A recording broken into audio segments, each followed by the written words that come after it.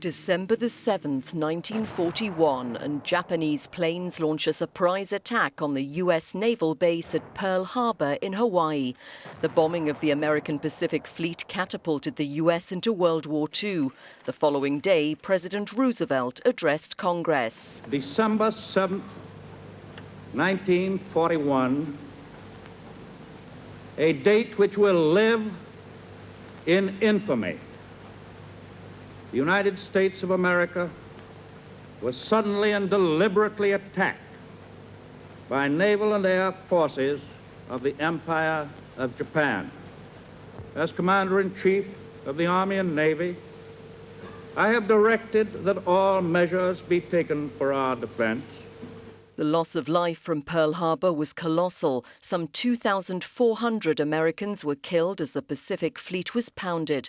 The U.S. was utterly unprepared and unable to put up meaningful resistance. Having declared war on Tokyo on December the 8th, 1941, the United States threw itself into efforts to defeat the enemy. Some of the fiercest fighting was seen in the Guadalcanal campaign of 1942 and 1943, seen as a significant strategic victory for the Americans and Allies over the Japanese. At the end of the war in 1945, U.S. atomic bomb attacks on Hiroshima and Nagasaki killed hundreds of thousands of civilians and marked the final chapter in the confrontation between the United States and Imperial Japan.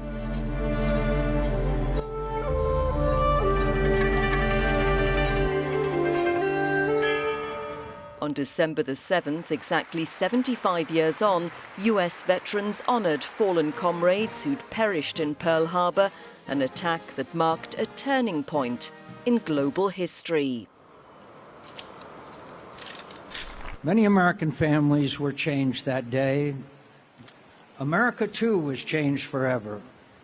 For the events of that infamous day, the day that summoned the might and courage and compassion of the American people to a world war.